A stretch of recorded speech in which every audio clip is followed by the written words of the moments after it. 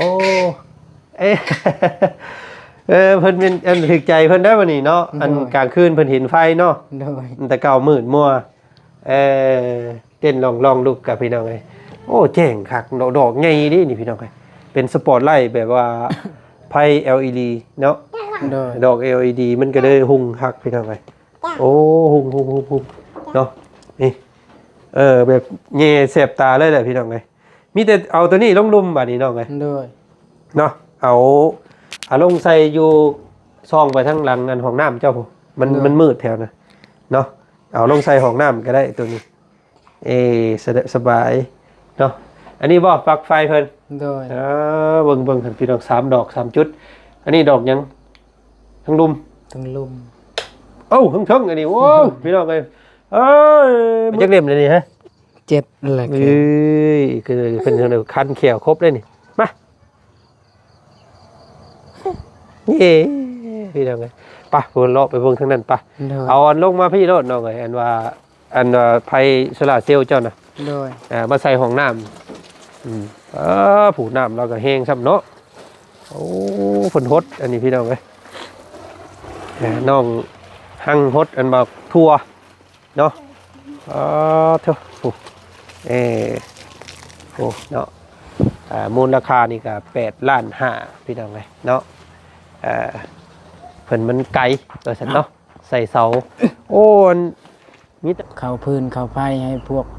ลูกๆก็ถือว่าขอบบุญขอบคุณขอบใจทั้งพ่อคำซิงหลายๆลูกกับบุมียังสิตอบแทนมีแต่คำอวยคำจาอวยพรอวยใส่ ต่อไปก็ให้พ่อคำซิงร่ำรวยเด้อให้อยู่เย็นเป็นสุขให้สุขกายสบายใจนอนหลับขอให้ได้เงินหมื่นนอนตื่นขอให้ได้เงินแสนเด้อวาสนาสิ่งใดขอให้เจ้าใดสิ่งนั้นเด้อพ่อคำซิงเด้อขอให้ไปทางใดมาทางใดก็ขอให้สำรวจปลอดภัยเด้อสาธุ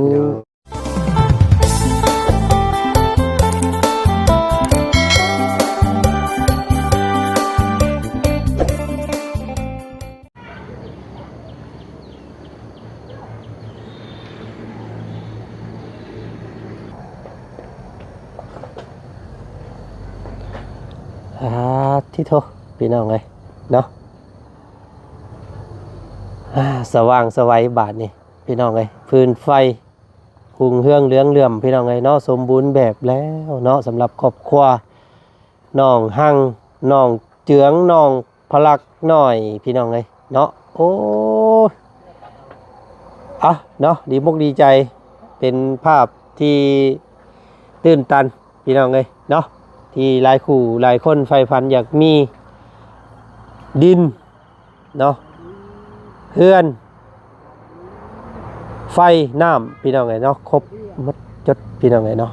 มีห้องน้ำห้องท่าที่ว่าครอบครัวน้อยๆเนาะสมบูรณ์แบบอย่างสวยงามพี่น้องเลยเนาะโอ้บ่จันกระไดสุดแสนดีใจน้ำนองเพิ่นเนาะมื้อนี้ที่เท่าเนาะก่อนอื่นเด้อเนาะทางบ่าวจันพี่น้องเลยกับทักทายเนาะสบายดีพ่อแม่พี่น้องเนาะหมู่เพื่อนกันมัดสุขุสุคนเจอกันครับบ่าวจันบรรยากาศตอน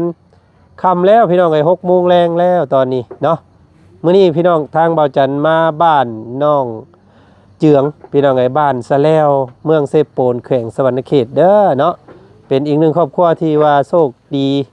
หรือว่ามีบุญหลายพี่น้องไอ้น้องเจืองน้องหั่งน้องพลักน้อยเนาะก่อนอื่นเลยพี่น้องไอ้เนาะทางบ่าวจันต้องกราบขอโทษขออภัยทางพ่อคำสิงเนาะพี่น้องที่เพิ่นช่วยเข้าฟื้นเข้าไฟให้เนาะแต่ว่าบ่าวจันบ่ได้มาดำเนินการด้วยตัวเองพี่น้องเอ้ยเพราะว่าผิดนัดกันเนาะบ่าวจันนัดวันจันทร์วันคานแต่สร้างเพิ่นว่าเพิ่นวางวันอาทิตย์ว่าซั่นพี่น้องเอ้ยวันเสาร์ เพิ่นก็เลยขอมาเฮ็ดก่อนเนาะว่าจันก็เลยว่าเอาบ่เป็นหยังว่าซั่นเนาะเฮ็ดก่อนก็เฮ็ดโดดเด้อว่าซั่นพี่น้องเดียวว่าจันสิขึ้นไปจ่ายเงินให้ว่าซั่นเนาะจังได๋ก็เนาะกราบขอโทษขออภัยทางพ่อหลายๆพี่น้องแล้วก็ขอบพระคุณเด้อเนาะพ่อคำสิงที่สดสวยครอบครัวนี้เนาะให้มีฟืนไฟอันสว่างไสวพี่น้องเนาะเอาไปเบิ่งความดีใจนำบ่จันกับน้องๆเพิ่นเลยพี่น้องเอ้ยเนาะดีอกดีใจซำใดเด้เนาะไปพี่น้อง เนาะโอเคไปทางใดเลยเนาะคือได้ยินเสียงแววแววแอวอยู่ทางนี้พี่น้องเอ้ยเนาะมื้อก่อนนั้นว่าจันเข้ามาถามน้องนั้นหั่งมื้อนั้นพี่น้องเอ้ยหลายคนเพิ่นว่าเป็นต้นลิ้นมังกรว่าซั่นป้อนี่พี่น้องเอ้ยเนาะดินมังกรเพิ่นได้นี่พี่น้องเอ้ยเนาะบ่แม่นธรรมดาเนาะเพิ่นเอามาปลูกไว้ในเฮือนว่าซั่น เฮ้ยอยู่พี่นี่เอ้ยเอ้ยยิ้มเป้ยอีกแล้วเนาะสบายดีอยู่ สบายดีอ่ะ สบายดี สบายดี สบายดีอยู่จุจ้า สบายดี สบายดีก่อนจุจ้า สบายดีอ่ะ สบายดี สบายดีสบายดี โอ้สบายดีโอ้เก่งรับไปเลยรางวัลคนเก่งนี่ข้าวโพดใหญ่ซ้ำฮอดคนกลัวฮอดคนเลยพี่น้องเอ้ย เนาะพาลูกพาเต้าอาบน้ำเดี๋ยวบ่น้องยังโยอาบคำแท้น้องเพิ่นบ่สบายเด้พี่น้องเอ้ยเนาะอาบแต่เว้นห่มผ้าห่มแพรให้นั่นนะเพิ่นจังอันน่ะบ่เป็นหวัดเป็นไอพี่น้องเอ้ยเนาะเห็นในช่องของว่าเพิ่งมื้อนั้นเพิ่นมานุบมือไวพี่น้องเอ้ยเนาะอันแกะให้เพิ่นแน่น้องอันให้ลูกเพิ่นมักซะดีอันหวานพี่น้องไงมักซะดีพันเนาะซื้อซอยน้องเพิ่นน้ำข้างทางฮักเอาหน่อยนึงปึ๊บเย็บปิ๊บนี่ จักกินบ่หน่อยนี่ก็เฮ้อเนาะพลักหน่อยนี่ฮะอ้ายพี่น้องไง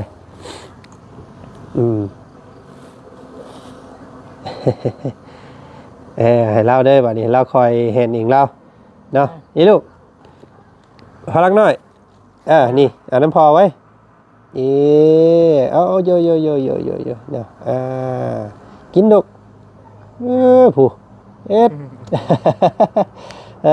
ทรงผมมันทรงแบ่งเงินควายผู้พี่น้องไงเนาะทรงพอเพิ่นเฮ็ดให้คักกะลีเนาะมาแต่ไสมื้อนี้มาแต่ทางให้มื้อนี้พี่น้องเอ้ยเนาะยังบ่แล้วบ่เนี่ยบ่าวทางเสียงเนี่ยพี่น้องเอ้ยเนาะใส่เสเมียเด้เมียเฮ็ดกินอยู่เฮือนโอ้เพิ่นเฮ็ดกินอยู่เทิงเฮือนพุ่นโดยตัวพี่น้องเอ้ยเนาะมาบ่ทวงบ่ทันซ้ำการเดินสายพื้นสายไฟเป็นจังไดเนาะใต้จักคืนได้นี่มื้อก็คืนที่2นี่บ่แม่นมื้อนี้คืนที่2โอ้มื้อคืนนี้ใต้เพิ่นคืนนี่โดยแม่งตอกแถวนี้ว้าวแล้วเนาะบ่เป็นหยังกินรถลูกเลยกินรถเจ้ากินรถลูกเอ้ยเพิ่นอยากแบ่งนะพี่น้องเอ้ยเนาะโอ้อันบัดอยู่ในเฮือนนั่นก่อนสิใต้ไฟอยู่ในเฮือนนั่นกลางมุ้งก่อนเด้อโดยเพราะว่าย่านแมงไหม้พี่น้องเอ้ยย่านแมงที่มันตอดเล็กน้อยมันบินเข้าเนาะกลางมุ้งให้ลูกเข้ามุ้งแล้วจังเปิดมันกำบ่กลางมุ้งย่านแมงไหม้ขึ้นมาหลายได้เพราะว่าเฮือนเจ้าอยู่ใกล้ป่าเนาะโดยเพิ่นใส่ให้จักหลอกเนาะ3ดอกเนาะโดยลุมหนึ่งพี่น้องเลยเนาะเทิงนอกหนึ่งในหนึ่งเนาะโดยยังแต่ห้องน้ำเนาะห้องน้ำจังเจ้าหาเฮ็ดเองก็ได้เนาะโดยมีเงินได้ครับมาเลยซื้อดอกตัวน้อยๆนึงก็ได้ต่อลงมานี้เสียบปลั๊กอยู่ทางเทิงปุ๊บแล้วก็ต่อลงมามันจังเวลาเข้าห้องน้ำตอนเลิกตอนเดินมันจังบ่ย่านเนาะ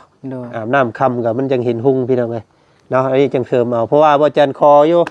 4ดอดได้บ่ว่าซั่นเนาะเพิ่นว่าบ่ได้เนาะเพิ่นอันนี้ก็ถือว่าปกตินั่นมีแต่2เพิ่นว่าพี่น้องแถมอันนี้เพิ่นเพิ่มให้ดอกนึงเป็น3เนาะขอน้ำเพิ่นขอกี้บ่ได้พี่น้องเอ้ยเนาะได้แต่3ดอกว่าซั่นซะ โอ้ยเนาะอ้าวดีใจดีมกดีใจนำเนาะเอาไปเฮาขึ้นเลาะเบิ่งไปเนาะไปก็อุ้มมึงอยู่ขึ้นมึงอยู่หั่นเนาะค่ำแล้วพี่น้องเอ้ยตอนนี้เนาะเป็นเวลา6 โมงกว่าพี่น้องเอ้ยเนาะตอนนี้ก็นี่ใต้ฟืนใต้ไฟสว่างสวัยเนาะน้ำใดไฟสว่างพี่น้องเอ้ยเนาะลูก2 น้องเจืองน้องหั่งโอ้ยเนาะดีใจเนาะสมบูรณ์แบบบ้านหลังนี้พี่น้องเอ้ยเนาะโอ้หุงคักแท้อันนี้เนาะโดยโอ้เอ๊ะ เพิ่นเป็นอันถึกใจเพิ่นได้บ่นี่เนาะอันกลางคืนเพิ่นเห็นไฟเนาะโดยแต่เก่ามืดมัวเต้นลองลุกกับพี่น้องเอ้ยโอ้แจ้งคักดอกใหญ่ดินี่พี่น้องเอ้ยเป็นสปอตไลท์แบบว่าไฟ LED เนาะดอก LED มันก็เลยหุงคักพี่น้องเอ้ยโอ้หุงเนาะนี่แบบแย่แสบตาเลยแหละพี่น้องเอ้ยมีแต่เอาตัวนี้ลงลุมบัดนี้น้องเอ้ยเนาะเอาลงใส่อยู่ซองไปทั้งหลังอันห้องน้ำเจ้าผมมันมืดแถวนะเนาะเอาลงใส่ห้องน้ำก็ได้ตัวนี้สบายเนาะอันนี้บ่ปลั๊กไฟเพิ่นโดยเบิ่งพี่น้อง3ดอก3จุดอันนี้ดอกยังทั้งลุมเอ้าทั้งอันนี้โอ้พี่น้องเอ้ยมืดมัวบาดนี่พลักเอ้ยอยู่ไสครับเด้อน่ะพี่น้องไงเนาะโอ้มืดเด้อพี่น้องไงเนาะตัวนี้ดอกทั้งลุมในเฮือนเนาะพี่น้องไงแล้วก็ปัก3ตาเพิ่นก็ใส่ให้แถวนึงเนาะเลยเฮาจังเสริมเอาเองดอกเนาะแต่ถ้าเฮาอยากเฮ็ดนั่นนี่ก็อย่าเฮ็ดอยู่ปักลงไปตารางพุ่นก็เฮ็ดอยู่ตารางพุ่นอันนึงก็ได้เนาะพี่น้องเนาะงามคักหลายบาทนี่พี่น้องเลยเนาะเถอะคือสินั่นนอนดอกบาทนี่เพิ่นเนาะเพราะว่าเห็นหงดินเลิกพอแล้วบาทซื้อทีวีเด้อบาทนี่เด้อซื้อทีวีมาเบิ่งการ์ตูนเนาะกลางคืนพี่น้องไงแต่ก็สิเพิ่มภาระให้อันว่าน้องเจียงในเด้อน้องเด้อเนาะก็บ่ถือเป็นภาระดอกเนาะเพราะว่าการที่เฮานำใช้สะดวกสบายฟืนไฟหุงเครื่องเนาะเอาไว้หุงนึ่งข้าวเป่าไฟเสียบปลั๊กเฮ็ดหันเฮ็ดนี่ได้สบายก็บ่ถือว่าภาระเนาะถือว่าเป็นสิ่งที่ควรมีว่าซั่นซะพี่น้องเอ้ยเจ้าก็มีแต่หาเวียกหางานเฮ็ดและบ่ให้เงินขาดเนาะก็คือสิบ่แพงดอกเดือนนึงก็ประมาณเดือนละ100 บาทนี่แหละก็ประมาณ50-60,000ต่อเดือนเกิดคือสิบ่เกินกำลังเจ้าดอกเนาะแต่พอสิหาได้อยู่ซ้ำนี่เนาะเพื่อสิฮอดเดือนว่าสิบ่มีเงิน50,000โอ้ยเนาะพี่น้องเอ้ยก็ถือว่าโอ้ยขอบพระคุณทางพ่อเพิ่นหลายๆที่เมตตาเนาะน้องเจียงเนาะแต่ก่อนอยู่แบบมืดๆมัวๆพี่น้องเอ้ยสมบูรณ์แล้วบัดนี้เนาะเดินก็เป็นเจ้าของน้ำก็มี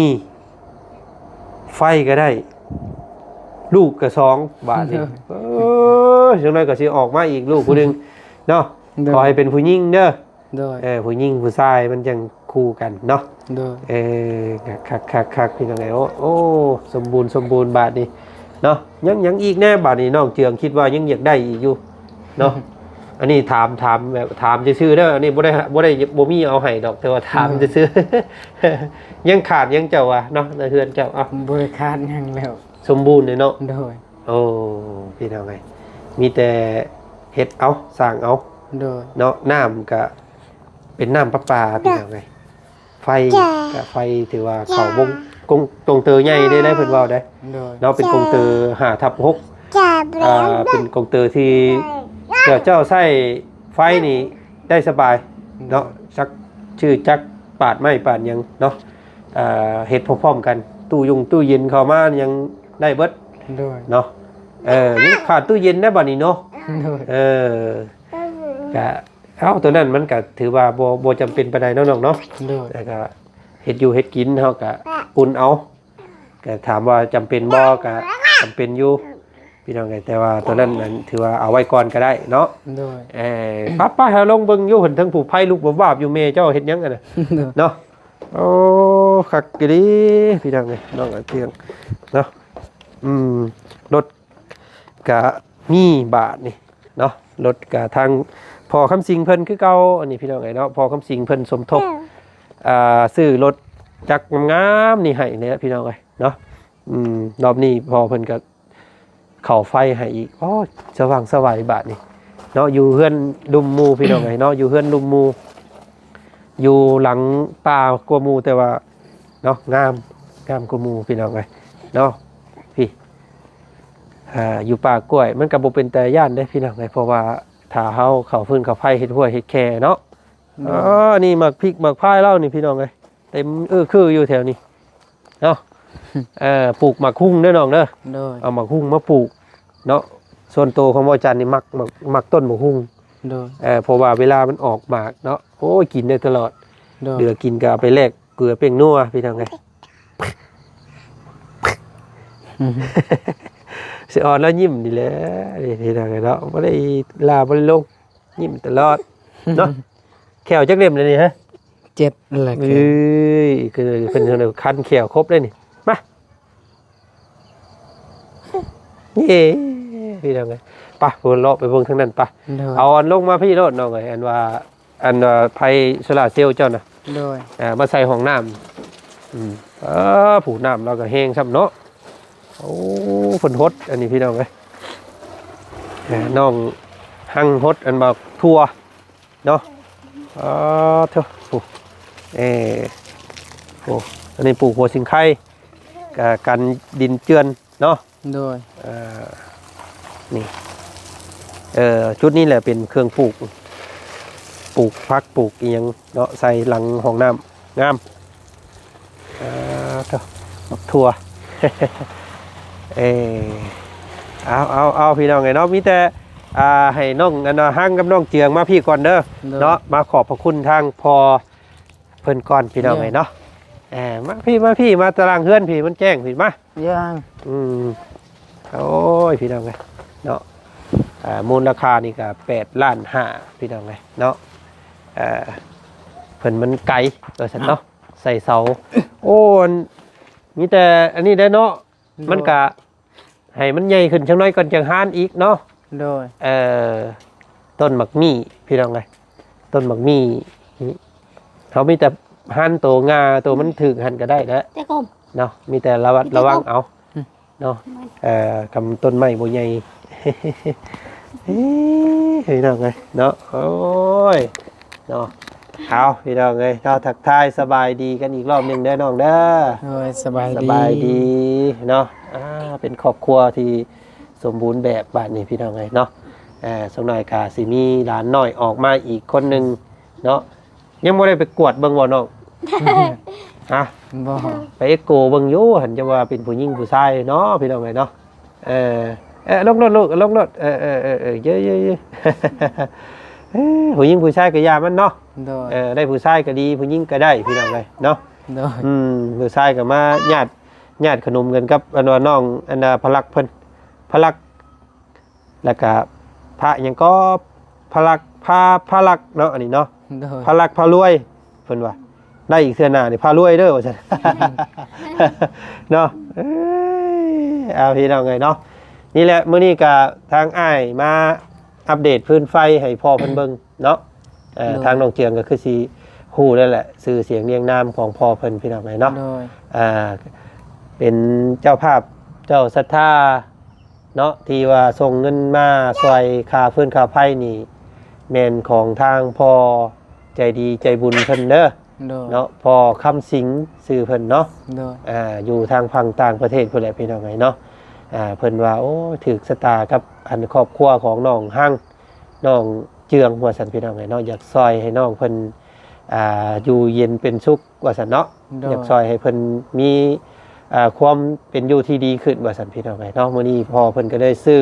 รถจักรไปแล้วครั้งนึงสมทบเนาะรอบนี้เพิ่นซื้อไฟพี่น้องไงเข้าไฟให้เป็นเจ้าภาพเพียงคนหนึ่งคนเดียวเลยเพิ่นก็ได้เนาะจิตใจเพิ่นงดงามขนาดพี่น้องไงเนาะมีแต่อยากฝากให้น้องเจืองกับน้องหั่งเนาะก็มีคำบอกใดอยากถึงพอเพิ่นบ่เพิ่นนั่งเบิ่งอยู่เด้พี่น้องไงเนาะเอาเปลี่ยนกันเบ้าทีละคนเด้อก็มุกกบใจทางพอคำสิงหลายๆเด้อที่มาสดซอยสำหรับเขาพื้นเขาไฟให้พวกลูกๆก็ถือว่าขอบบุญขอบคุณขอบใจทางพอคำสิงหลายๆลูกกับบุมียังสิตอบแทนมีแต่คำอวยคำจาอวยพรอวยใส่ ต่อไปก็ให้พอคำสิงร่ำรวยเด้อให้อยู่เย็นเป็นสุขให้สุขกายสบายใจนอนหลับขอให้ได้เงินหมื่นนอนตื่นขอให้ได้เงินแสนเด้อวาสนาสิ่งใดขอให้เจ้าได้สิ่งนั้นเด้อพอคำสิงเด้อ เด้อ ขอให้ไปทางใดมาทางใดก็ขอให้สำรวจปลอดภัยเด้อสาธุ โดยเนาะเอาน้องหัง คุณนะพ่อนะ พอคำสิง ขอบคุณทั้งพ่อคำสิงหลายๆเด้อขอให้อยู่ดีมีแห้งขอให้อยู่มันคนยืนขอให้สุขกายสบายใจ โดย ขอให้นั้นรับคอยได้เงินหมื่นตื่นมาคอยได้เงินแสนปรารถนาสิ่งใดขอให้เจ้าได้สิ่งนั้น โดย ขอให้สุขภาพร่างกายแข็งแรงตลอดไปเด้อสา โดย ธุ สาธุ และขอบใจทางเบาจันทร์นำเด้อแล้วก็ทีมงานเบาจันทร์ขอให้อยู่เย็นเป็น ขอให้ อยู่เย็นเป็นสุขเด้อให้สุขกายสบายใจไปทางใดมาทางใดก็ขอให้มีแต่ความสุขความจงเจริญเด้อสา สา ธุ ธุเนาะเอายินดีเด้อน้องเด้อ โดย เนาะทางพวกอ้ายก็บ่ได้หวังหยังพี่น้องไงเนาะหวังแต่น้องๆเนาะอยู่เย็นเป็นสุขเนาะอยู่มีความอยู่ที่ดีขึ้นพี่น้องไงเนาะทางพวกอ้ายก็มีแต่รักษาเอาเด้อน้องเด้อ โดย พวกแค่เฮือนซ่านเนาะลดล่างเนาะทุกอย่างที่เพิ่นเฮ็ดให้นี่แหล้วก็ปวรพัดรักษาเอาให้มันงามไปหน้าเด้อเนาะ โดย อย่าให้มันฮักมันเพไปหน้าได้พี่น้องเอ้ยเนาะมีแต่ฮักครอบครัวเนาะไม่มีหยังอดออมเอากันพี่น้องเอ้ยเนาะก็สำคัญแล้วก็คือความสามัคคีในครอบครัวเนาะ โดย พากันเฮ็ดกันสร้างซอยกันซอยยับอันหยังเพิ่นเอิ้นพี่น้องเอ้ยเนาะนักซอยกันหาบหยาบซอยกันดึงเนาะ โดย พี่น้องไงเนาะซอยกันพุ่นละทางพวกอ้ายก็เห็นชุบเจ้าได้สมบูรณ์ไปซี่แล้วก็สิไปหาครอบครัวอื่นบาดนี้เนาะ โดย มีแต่สิแวะมาเยี่ยมมายามเล็กๆน้อยๆพี่น้องไงเนาะ โดย ไปหามาแวก็ยังบ่ลงบ่ลืมเนาะหักแพงกันไว้คือเอ้ยคือน้องนี่เด้อน้องเด้อ โดย เนาะเอาพี่น้องไงเนาะทางอาจารย์กะสิขอตัวไปหาอาบน้ำอาบท่าก่อนบาดนี้เนาะมายังบ่ทันได้ก็เบะเข้าไปมุงพักสำเร็จนี่พี่น้องไงเนาะเดี๋ยวก็สิไปหาจูพื้นจูไผ่หนึ่งข้าวหนึ่งน้ำเฮ็ดอยู่เฮ็ดกินเพิ่มเติมอีกก่อนเนาะ โดย ไฟนี่ก็ประโยชน์หลายเนาะฝากไว้ในหนึ่งพี่น้องไฟนี้อาจจะให้ประโยชน์เท่าหลายใต้ใส่หุงข้าวเป่าอีกยังไล่เบิดเนาะ โดย แต่ว่าไฟนี่ก็ควรระมัดระวังเนาะ โดย ใส่ให้เป็นนี่แหละเนาะมีความมีสติเนาะเวลาลงจากเคลื่อนจากซ่านไปแล้วเขาก็งับอันว่าคันอ้าวมันลงเนาะเพื่อบ่ให้ไฟลัดวงจรย่านพื้นย่านไฟลูกเต้าเนาะระมัดระวังเด้อ โดย ย่านลูกเพิ่นจกปลักพื้นปลักไฟพี่น้องเลยเนาะก็มีทั้งดีและโทษคือกันเนาะไฟก็ได้เนาะ โดย เอาจังไดก็เดี๋ยวสิแวะเข้ามาอัปเดตความเป็นอยู่เพิ่มเติมอีกเด้อมื้อหน้าเด้อ โดย เอามื้อนี้ไปป้าก่อน โดย สบายดี สบายดี สังสองพี่น้องไงเนาะโอ้ดีใจดีใจ ไฟสว่างน้ำไหลไฟสว่างพี่น้องไงเนาะรถล่างก็มีเนาะลูกก็สองโอ้ยเนาะ โอ้อยากได้ขึ้นน้องเลยพี่น้องไงเนาะหาก็ได้ผู้เดียวว่าจันก็ได้เนาะถ้าเป็นไปได้ก็อยากได้อีกอยู่ผู้หนึงเนาะก็พี่น้องไงเนาะมาจากครอบจากครัวตลอดว่าจันก็บ่ได้อยู่น้ำเพื่อนเนาะกาย่านแม่น้องเชื่อเพิ่นเมื่อยย่านแม่น้องเชื่อเพิ่นเครียดอยู่ผู้เดียวก็ได้เนาะ โดย ก็เลยเอาผู้เดียวก่อนให้เพิ่นใหญ่ก่อนเนาะ โดย สองคนพอดีเนาะเอาสองคนเบิ่งก่อนได้อน้องเด้อ โดย โอเคเนาะสบายดี สบายดี ไปป้าก่อนมาเอาเดี๋ยวสิมาเบิ่งใหม่แล้วน้องเด้อพี่น้องไงเนาะใส่ดีใส่อันนั้นอยู่บ่พี่น้องเนาะโอ้เอาพี่น้องเอ้ยเนาะนี่มืดเด้อเนาะมืดเลยนี่ไฟอันนั้นไฟโซลาร์เซลล์เราให้น้องเพิ่นเอาไฟโซลาร์เซลล์ลงมาใส่ห้องน้ำเนาะมันจังเข้าอันห้องน้ำของในมันจังสบายพี่น้องเอ้ยเนาะน้ำไหลนี่แหละคำที่มาของคำว่าน้ำไหลไฟสว่างพี่น้องเอ้ยเนาะเนาะโอ้สมบูรณ์แบบพี่น้องเอ้ยเนาะงดงามนี่เนาะกะความสำเร็จนี่กะเนาะพื้นไฟอันใสสว่างนี่เนาะก็ต้องขอบพระคุณทางพอคำสิงเด้อเนาะที่เพิ่นสู้ช่วยเหลือเข้ามาพี่น้องเอ้ยเนาะทางบ่าวจันทร์กะขออวยพรเนาะขอบพระคุณพี่น้องเอ้ยเนาะขอให้ทางพ่อเนาะอยู่ทางฝั่งต่างประเทศก็ดีพี่น้องเอ้ยเนาะขอให้มีแต่ความใสสว่างเนาะ บ่ว่าสิย่างไปทางใดเนาะเฮ็ดธุรกิจการงานใดๆก็ขอให้มีแต่ความราบรื่นเนาะมีความเสาะใสในชีวิตพี่น้องเอ้ยเนาะคิดสิ่งใดขอให้ได้ตั้งใจปรารถนาเนาะคิดเงินให้ได้เงินคิดค้ำให้ได้ค้ำพี่น้องเอ้ยเนาะเงินใดน้องทองใดมาเด้อพอเด้อเนาะทานไปแล้วก็อย่าให้ขาดเป็นวังอย่าให้บกเป็นหาดอย่าให้ขาดเป็นวังพี่น้องเอ้ยเนาะขอให้จงกลับคืนเนาะหาพอร้อยเท่าพันเท่าผู้เด้อเนาะเอาสาธุพี่น้องเอ้ยทางประจันคนตุกก่อนคลิปนี้ไปแล้วพี่น้องเอ้ยสบายดีเด้อ